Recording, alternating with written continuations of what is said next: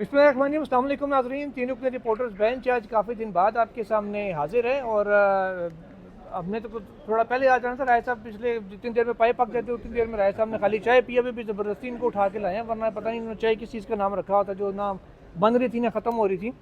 अच्छा नाज़रीन, दो बड़ी खबरें हैं आज। वैसे तो खबरें काफ़ी ज़्यादा हैं जो डिस्कस करनी, लेकिन दो मेन हैं उनमें से। एक खबर यूनिवर्सिटीज़ के वाइस चांसलर्स के हवाले से है, स्पेशली इस्लामिक यूनिवर्सिटी की रेक्टर के साथ जो मामला हुए, जो उस हवाले से हुआ, वो उस पर भी डिस्कस करेंगे। एक खबर हम डिस्कस करेंगे जो प्रैक्टिस एंड प्रोसीजर की कमेटी है, जिसको अब तब्दील कर दिया कि बेसिकली कल इजलास नहीं हुआ और आज कमेटी तब्दील हो गई है। जैसे मुनीब अख्तर को सादे लफ्ज़ों में कहा जा सकता है कि कमेटी से बाहर निकाल दिया गया। तो सुहेल साहब, किससे आगाज़ करें? इन दोनों से नहीं, इन दोनों से नहीं। मुझे बताएं कि तीसरी खबर press association of supreme court के कितने मेंबरान हैं? तकरीबन 42 हैं। सर, उन 42 में से कौन कौन किराए का है, पैसे लेकर खबरें, और कौन कौन, एक तो बताएं किराए का है, दूसरा कौन कौन ऐसा है जो चीफ जस्टिस को गाली देता है? मेरे चीफ जस्टिस पाकिस्तान ने आज कमरा अदालत में ये कहा है कि किराए के साफी बाहर जाएंगे और गाली देंगे। मुझे बताएं गाली कौन सा कोर्ट रिपोर्टर दे रहा है? सबसे पहले तो मैं उसकी मजम्मत करूं, उसका नाम लें। यस। किराए का कौन है, मैं उसकी भी मजम्मत करूं। और अगर ये दोनों चीज़ें नहीं है तो इतनी बड़े मनसब पर बैठा हुआ एक शख्स, उसकी मैं मजम्मत करूंगा। अब देखिए, मैं आपको बताता हूं, यार सस्ते मिले हुए हैं साफी यार किसी को।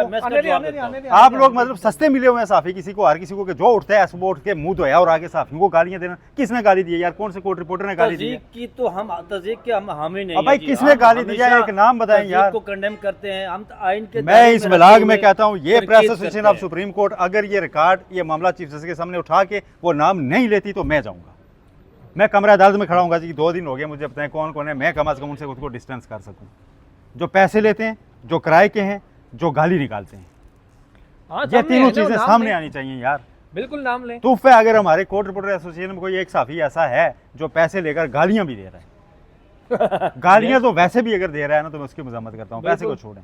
और दूसरा, जो कोई किराए का है, या किसी दिन मतलब वो मुनाल वालों के टाउट करार दिए जाते हैं, किसी दिन मलिक रियाज के टाउट करार दिए जाते हैं। यार कुछ आप लोगों को अपना इज्जत परवाह है या नहीं? यूनिवर्सिटी के टाउट करार, ठीक है, किसी दिन इस्लामी यूनिवर्सिटी के, यार पहली बार वो खातून देखी है हमने। हाँ, और सिर्फ उठ के बाहर आए हम लोग अपने अली मिल गंडापुर से रोज आपने ना माइक उठाने होते हैं पीटीआई के, जाके ना जनाब हम इस कवरेज का बाइकाट करते हैं, उसने कहा था साफी किराए के हैं। यहाँ तो फोकस होके आ गया ना कोर्ट रिपोर्टर्स पर बात है। 42 लोग हैं, बताएं उनमें से यार पूरे पाकिस्तान का हम ठेका नहीं देते। कमेंट्स करता हूँ, असल में चीफ जस्टिस ऑफ पाकिस्तान नहीं, कमेंट्स नहीं करें। आप काबीना के मेंबर हैं, आप मुझे ये बताएं कि आपका भी ये मामला उठा रहे हैं। वोट लिया हुआ है आपने जी, मुद्दे को उठा नहीं रहे। मुझे नहीं, मुझे डिटेल्स चाहिए।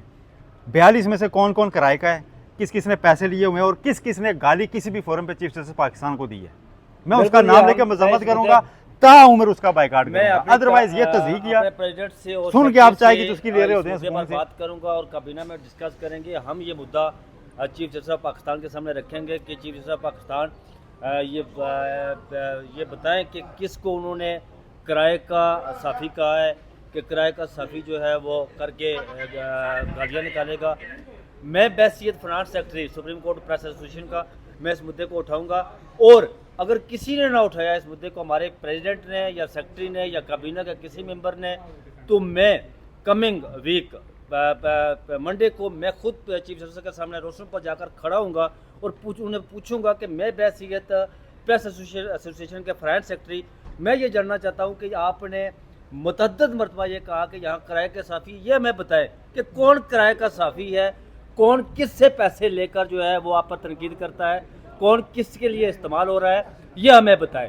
अगर ये काम नहीं करे, उस बंदे को पिन पॉइंट करें ना, जो आज जिसके मतलब आपके तफजात है कि वो किराए का साफ़ी है, वो पैसे लेकर हम पर तनकीद करता है। यहाँ पर मार्गरा हिल्स वाला मामला हो और मुनार रेस्टोरेंट का मालिक आया हुआ हो, आप उसे कहें कि आप वीलाग करवाते हैं पैसे देकर। मलिक रियाज के बारे में कहते हैं कि पैसे देकर। मलिक रियाज को इस दौर में मौजूदा गवर्नमेंट ने सबसे बड़ा एनआरओ दिया है, नैब तरमीम करके। जो रेक्टर है वो खातून आई बेचारी, हमने तो उसे देखा ही नहीं है, वो व्हील चेयर पर आई, तो आपने उन्हें कहा जी कि आप बाहर जाकर किराए के साफियों से कौन कौन इस्तेमाल हो रहा है, कौन पैसे दे रहा है, कौन ये मैं बैसियत फाइनेंस सेक्रेटरी और यार अभी आप एक लेमैन थिंकिंग तो देखें जी। अभी केस की समाअत जारी है, उसके टिकर भी किसी ने बना के नहीं दिया और रिपोर्टर्स को पहले गालियां पड़ना शुरू हो गई कि आप किराए के हैं। ये गाली है सर, जी ऐसा ही है। ये गाली होती है। हम इसको किराए के हैं, हम क्या इसको- सबूत है? इसको अभी किसी ने एक उठाएंगे। टिकर नहीं दिया, कमरा अदालत में बैठे हुए, अब किराए के साफी जाके शोर डाल देंगे। कौन यार? और फिर चीफ जस्टिस साहब ये कह रहे हैं जी कि मैं क्यों न तोहिन अदालत, वो जब उन्होंने 13 जनवरी को फैसला दिया था तो मैंने उसको लिंक किया था मौलवी तमीजुद्दीन केस के उस फैसले के साथ। थोक के हिसाब से उन्होंने नोटिस जारी कर दिए, सोहेल साहब को नोटिस जारी हुआ, मुझे नोटिस जारी हुआ, तो उसमें भी क्यों गाली न नहीं तोहिन दी थी। अदालत लगा मैं दी? बताता हूँ मैंने क्या कहा था। मैंने कहा था आज के फैसले के बाद पाकिस्तान तहरीक इंसाफ जितने मर्जी वोट ले हुकूमत नहीं बना सकती। आज क्या हुआ? वही बात नहीं हुई, यही बात की थी ना यार। हाँ ऐसे किया था जी उस वक्त। ये और इतनी ये बात कहा लिखी था थी कि यार। मौलवी तमीजुद्दीन ने जो फैसला दिया था वो गो के उस वक्त जो फैसला था लोग कह रहे थे कि ये दुरुस्त फैसला है, लेकिन उसने पाकिस्तान की तारीख का धारा मोड़ दिया था। और जो 13 जनवरी को चीफ जस्टिस काजी फाइज साहब ने बल्ले का जो फैसला दिया था, इसने भी पाकिस्तान की तारीख का धारा मोड़ा है। और आज मुल्क के अंदर जो सियासी अदम इस्तेकाम है ना, जो भी है, इसकी बुनियाद वही 13 जनवरी का फैसला है। यानी आप थोड़ा सा खबर की डिटेल की तरफ आते हैं कि यूनिवर्सिटीज़ के जो वाइस चांसलर की तकर्री का मामला था, उसमें रेक्टर इस्लामिक यूनिवर्सिटी को बुलाया गया। वो व्हील चेयर के ऊपर यहाँ आई अदालत में पेश हुई और पहले तो वो उनकी, क्योंकि मीडिया डाइस के करीब आके उनकी व्हील चेयर रखी गई थी, क्योंकि आगे सीट्स होती हैं उस साइड पर, रोस्टम के सामने तो रख नहीं सकते, तो वो व्हील चेयर पर वहाँ मौजूद थी और वो इस तरह करके बिल्कुल जैसे ड्राउजी नहीं इंसान होता नींद में या गरूदगी में होता है, इस तरह से थी। और अब हमें नहीं पता उनकी तबीयत ठीक थी या नहीं थी, हमें जो हमने देखा कंडीशन उनकी इस तरह से वो थी, वो आपको बता दी।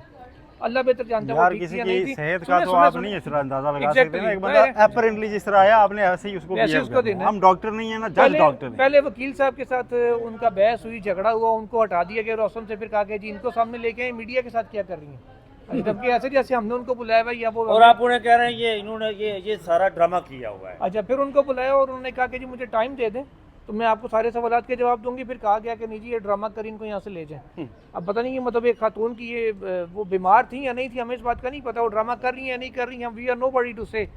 आप कह सकते हैं आप चीफ जस्टिस हैं, आपको लगा कि वो ड्रामा कर रही है, लेकिन मेरा ख्याल है एक खातून की तस्दीक इस अंदाज में नहीं करनी चाहिए थी कमरा अदालत में, वो भी भरे कोर्ट रूम में। और अब उनका मामला वफाकी हुकूमत पे छोड़ दिया गया कि जी वो उनको रेक्टर असल रखना में चाहती है, नहीं चीफ रखना चाहती। पाकिस्तान को जो इस्तरापी कैफियत है ना उनकी मैलान, उनकी तबीयत में, वो यही है जी कि ये जो पिछले दिनों से जब वो एक अमेंडमेंट लाई जा रही थी, उनकी मुद्दत मुलाजमत में तोसी के हवाले से बातें हो रही थी, एक आईनी अदालत की बात हो रही थी, वो नाकाम हुई। पहले, अब तो दोबारा से वो होगी ना, वो दोबारा से लेकर आएंगे। लेकिन उसके बाद चीफ जस्टिस साहब की जो इस्तरापी कैफियत बढ़ चुकी है उनकी, वो यार बात- थोड़े बात आज पर मसला लोग- पता है क्या था? इस्लामी यूनिवर्सिटी के वकील ने कहा कि आप चूंकि बतौर चीफ जस्टिस पाकिस्तान आप इस्लामी यूनिवर्सिटी के बोर्ड के भी रुकन हाँ हैं जी। और आप वहाँ की मीटिंग में ये सवालात पूछ चुके हैं, अब आप एज चीफ जस्टिस कमरा अदालत में भी पूछ रहे हैं, तो बेहतर नहीं है आप इस बेंच में ना हों, क्योंकि आप वहाँ भी हैं, तो आप इस यूनिवर्सिटी का केस खुद ना सुने। इस ऑब्जेक्शन पे वो बरहम हुए हैं कि जी आप इस तरह। और एक चीज़ और, इनको शक क्या ना कि हम इस्लामी यूनिवर्सिटी में बदनज़मियों की इंतहा है। अच्छा, ये- इस्लामी यूनिवर्सिटी को हम प्रोटेक्ट कर ही नहीं सकते। पाकिस्तान की तमाम यूनिवर्सिटीज़ में संगीन नोयत की बद इंतज़ामिया हैं, लोगों को हायरिंग में, लोगों के रखने में, निकालने में, फिर हरासमेंट के नाम पे किसी को भी वो कर देना, फिर हेड्स की अपॉइंटमेंट में, फिर वो उनको एक्सटेंशंस दी नीचे जाती हैं, स्टाफ की भर्तियों में, ठीक है, स्टाफ की भर्तियों में 1000 तरह की खराबियाँ हैं, बिल्कुल ठीक है, उसमें कोई शक ही नहीं है। इस्लामी यूनिवर्सिटी में भी होंगी। हम तो अभी तो हमने रिपोर्ट ही नहीं किया ना यार केस, एग्जैक्टली। अभी तो हमने रिपोर्ट ही नहीं किया तो इल्ज़ाम लेके निकल गए हैं आप। और वो मतलब आपको क्या पता, लोग रिपोर्ट करने जाते हो सकते हैं, कोई वॉशरूम जा रहा हो, कोई अपने किसी काम से निकला, हम तो रूटीन में कोर्ट में आते जाते रहते हैं, और जो उठ के जाए पीछे से नहीं कह सर, दे, ये राजा साहब अगेन मैं दोहरा दूं, 3 चीज़ें हैं चाहे आप भूलना चाहिए। किराए का कौन कौन है इन 42 में कोर्ट रिपोर्टर्स में, सुप्रीम कोर्ट वालों में? पैसे किस किस ने किस किस से ले रखे हैं? गाली कौन कौन दे रहा है? ये 3 चीज़ें मुझे डिटेल चाहिए सर, ठीक हो गया। क्योंकि ये चीफ जस्टिस पाकिस्तान के मनसब से आई हैं तो हमें उसको इग्नोर नहीं करना चाहिए, एहतराम करना चाहिए कि उन्होंने ज़ाहिर कोई इंक्वायरी कराई होगी, उनके पास कोई एविडेंस होंगे, मुझे पता चलना चाहिए ताकि मैं उन दोस्तों से खुद को डिस्टेंस कर सकूं, ठीक है। मैं तो आपको भी राजा साहब कल से शक को देखूंगा और आपको भी। क्या पता मेरे मोहतरम चीफ जस्टिस ने, हाँ और आप मुझे, क्या पता मेरे मोहतरम चीफ जस्टिस की इंक्वायरी में राजा साहब आप पैसे लेकर कर रहे हो, पूरा पाकिस्तान में तो हम भी आपने किसी फोरम पर उनको गाली दे रखी हो अगर तो मुझे अभी बता दें, कि कल को नाम आपका ना आए, ठीक है। तो लिहाजा ये चीज़ें क्लियरली अच्छा, सारे साहब परेशान हो गए ये बात सुन के, परेशान हो गए थे। एक साहब हंसते हुए निकले थे कि मैंने नहीं किया। कबीना में कौन साहब थे वो छोड़े जो भी थे, कबीना में बिल के बाद बताएंगे। कबीना में इसको मामले को अच्छा, उठाएंगे आप? काबीना में आप जरूर उठाएं, और आपकी काबीना ने तो पता नहीं उठाना नहीं उठाना। पर फिर एक को और काबीना ने एक मामला उठा दिया है, वफाकी काबीना ने एक मामला उठा दिया। प्रैक्टिस एंड प्रोसीजर की कमेटी से मंसूर अली शाह साहब को तो बरकरार रखा है, अलबत्ता मुनीब अख्तर साहब को निकाल दिया गया है और कहा गया कि तीसरा रुकन वो होगा जिसको चीफ जस्टिस नामजद करेगा, यानी कि चीफ जस्टिस बाय अख्तियार कर दिए गए हैं, 2-1 से वो जो मर्जी चाहे फैसला कर लें। अच्छा, जब चीफ जस्टिस अकलौता ये फैसला करता था तब वो कहते थे नो डेवोल्यूशन ऑफ पावर होनी चाहिए, और चीफ जस्टिस साहब ने खुद प्रैक्टिस एंड प्रोसीजर की समाज में कहा था सुहेल साहब कि मुझे ऐसा इख्तियार नहीं चाहिए, मुझे डिक्टेटरशिप नहीं चाहिए। अब वो जिसको चाहेंगे जितनी देर के हो सकता है कि एक इजलास में किसी को बैठाएं, वो अगले इजलास में उसको ना बिठाएं कि नहीं ये मेरी गाली नहीं मानता, मतलब कुछ भी हो सकता है ना। तो ये तो को मतलब वो इख्तियार उन्हें दे दिया गया है कि वो अपनी मर्जी का जैसा मर्जी चाहे बेंच बना लें। हाँ, अब एक और चीज़ भी है ना, पीछे एक केस की समाज में चीफ जस्टिस साहब ने फरमाया था कि पार्लियामेंट को फिर ताले लगा दें अगर आप ऑर्डिनेंस से ये सारे काम कर रहे हैं। तो आप देखते हैं इस ऑर्डिनेंस को वो कहाँ तक करते हैं। दूसरा, इस ऑर्डिनेंस को पार्लियामेंट आने पर इसको सादा कानून है तो इसको वहाँ से भी निकाल लेंगे, ऐसा मसला नहीं है। और दूसरा, चीफ जस्टिस साहब ने वो एक केस के अंदर रिटन जजमेंट भी दी हुई है कि ऑर्डिनेंस सिर्फ इमरजेंसी हालात में लाया जा सकता है, जब कुछ ना हो रहा हो तो फौरी इमरजेंसी फौरी डील करना है तो ले आए। तो कौन सी इमरजेंसी नहीं है, बस चीफ जस्टिस की हद तक तो नहीं है ना। गवर्नमेंट को अपनी इमरजेंसी होंगी, वफाक की तो गवर्नमेंट की तो रहती हैं। अदालत में तो कोई इमरजेंसी नहीं चल रही थी ना, जिसके लिए या तो फिर अब मान लें कि जी वो 63A वाला बेंच बनाना था, या हमने कोई और ऐसे बेंच बनाने थे जिसके लिए फौरी करना पड़ गया और कुछ नहीं हो रहा था। मतलब या तो ऑफिशियली आप तस्लीम कर लेना, या फिर माने कि अदालत में तो कोई इमरजेंसी नहीं चल रही, अदालत तो रूटीन के मुताबिक चल रही है। गवर्नमेंट अपनी नंबर पूरे करना ना करना वो सियासी लोगों का काम है, वो होते रहते हैं, कभी कम होंगे कभी ज़्यादा होंगे। हो सकता है कल पूरी पार्लियामेंट एक पेज के ऊपर आ जाए कि ये तरमीमें ज़रूरी हैं, करनी चाहिए। वो तो उनके काम है ना सियासियों के, इसका अदालत से कोई लेना देना नहीं है। या तो अदालत के पास केस हो तो फिर वो आप अपनी जल्दी करें कि हमने फौरी इसको ये करना, फौरी वो करना। तो मुझे तो ये समझ नहीं आया कि मतलब ऑर्डिनेंस की नौबत ऐसी गवर्नमेंट को क्यों लाना पड़ गया, क्यों पेश आई। सर मुझे तो समझ आ गई है, ठीक है। ऑर्डिनेंस को आप पढ़े ना, जो केस पहले या पहले सुना जाएगा, यानी इस ऑर्डिनेंस को या तरमीम को चैलेंज करेंगे तो वो लगेगा ही नहीं, एक जवाब कानून नहीं आ गया, ठीक है, ऑर्डिनेंस का आ गया। दूसरा, अब कमेटी में चीफ जस्टिस साहब 63A वाले मामले पर अकलियत में थे, कल ये इजलास किसी वजह से मौखर हो गया, अब दोबारा आना है तो उसमें मुनीब साहब नहीं होंगे, उनकी जगह किसी और को बिठा सकते हैं वो। या अगर चीफ जस्टिस साहब बहुत ग्रेस दिखाएं तो वो कहें जी कि नहीं, मैं तो इस ऑर्डिनेंस की इख्तियार आपने मुझे दिया, मैं मुनीब साहब को ही बिठा रहा हूँ। हाँ, या तो ये कह दें, या तो ये कह दें कि आपने ये तो नहीं लिखा ना कि आपने सेकंड सीनियर को बिठाना ही नहीं, आपने कहा कि आप जिसका मर्जी इंतखाब करें तो उसमें ये शामिल है, मैं इनको बिठा रहा हूँ।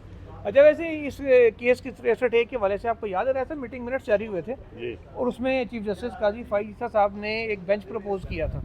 उन्होंने अपने अलावा बाकी जो 5 सीनियर जजेस हैं उन पर मुश्तमिल बेंच 63A की तशरीह वाले मामले पे रिव्यू के लिए बनाया था। अब ये भी देखना है कि हम नए एजेंडे के ऊपर चीफ जस्टिस अपने बनाए हुए उस बेंच पे कायम रहते हैं या उसमें भी तब्दीली ले आते हैं। नहीं, अब मैं देखिए जी, जिस वक्त आपको याद होगा कि आप मेरे ख्याल में सोहेल साहब मेरे साथ थे उस वक्त, जिस वक्त नया अदालती साल शुरू हुआ तो चीफ जस्टिस साहब ने, हम जब चाय पी रहे थे तो हम वहाँ खड़े थे, तो उनसे पूछा तो उन्होंने कहा यार देखो मैंने सुप्रीम कोर्ट से एक मिनट सब्र करें, वो गुफ्तगू अब ऑफ द रिकॉर्ड है। नहीं बादशाह की वो अब ऑफ द रिकॉर्ड है ना, अब यार एलामिया आ गया, उन्होंने कहा ये ऑफ द रिकॉर्ड है बस। अच्छा ठीक है, हाँ अब एलामिया आ गया। अच्छा, वो बादशाह खत्म तब नहीं था, लेकिन अब है। चलें छोड़ो, उस बात नहीं करता। मुझे ये बताएं कि जब ये प्रैक्टिस एंड प्रोसीजर लाया गया तो ये कहा गया था जी कि हम ये जजेस कमेटी हमने इसलिए लेकर आ रहे हैं कि चूँकि उमर अता बंदयाल साहब को चीफ जस्टिस जो है वो मास्टर ऑफ द रोस्टर है, अपनी मर्जी से बेंचेस बनाते हैं, केसेस भी लगाते हैं। जब ये 2 सीनियर 3 उनके साथ जजेस होंगे तो फिर वो मामला नहीं होगा, ये उनके इख्तियारात निचली सतह पर तकसीम तक चले जाएंगे। और अब जो तब्दीली लाई गई है वो चूँकि इसलिए लाई गई है कि हमने दोबारा चीफ जस्टिस काजी फाइज़ साहब को जो है वो इख्तियारात उनके हाथ में देने हैं, हमने मंसूर शाह को अक़लियत में बदलना है, वो अपनी मर्ज़ी से जो बेंच लेकर आएंगे, फिर वो बेंच आप जज लेकर आएंगे जजेस कमेटी में, फिर वो बेंच बनाएंगे, फिर मर्जी से केसेस लगाएंगे। ये क्या सारा यार, ये ड्रामा उस वक्त वो क्या था और ये अब क्या है?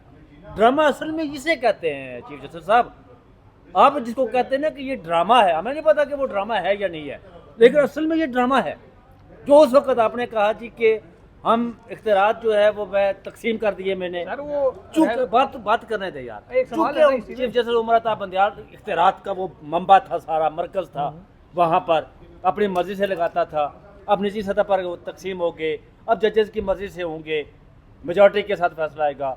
अब जो हुआ ये क्या है? यार ये एक ड्रामा चीज़ है। और बंदयाल साहब का आपने नाम लिया, ऑर्डिनेंस काजी साहब तो नहीं लेके आए ना, वो तो वो लेके आए हैं। आज मुझे लगता है हमने जो बंदयाल साहब को तो खाम खा क्रिटिसाइज किया ना, हम तो असूल पे कर रहे थे, लेकिन उनकी रीडिंग ठीक थी हाँ। कि ये भाई सुप्रीम कोर्ट को अपनी लोंडी बनाने के चक्कर में है गवर्नमेंट, कि जहाँ चाहा इधर उधर मोड़ दिया। ये इसके पीछे कोई असूल या पार्लियामेंट की बालादस्ती का मामला नहीं है, उनके हक के कानून साजी का नहीं है। तो वो उनकी रीडिंग मेरा ख्याल है ठीक थी। हाँ, उनकी रेटिंग बिल्कुल ठीक थी। और नाज़रीन जाते जाते सिर्फ इतनी बात, एक चीज़ आपको हिंट दे दूं या एक चीज़ सुनने में आई है, वो पूरी तो नहीं शेयर करता, एक दो सिर्फ पॉइंट उसके दे देता हूँ।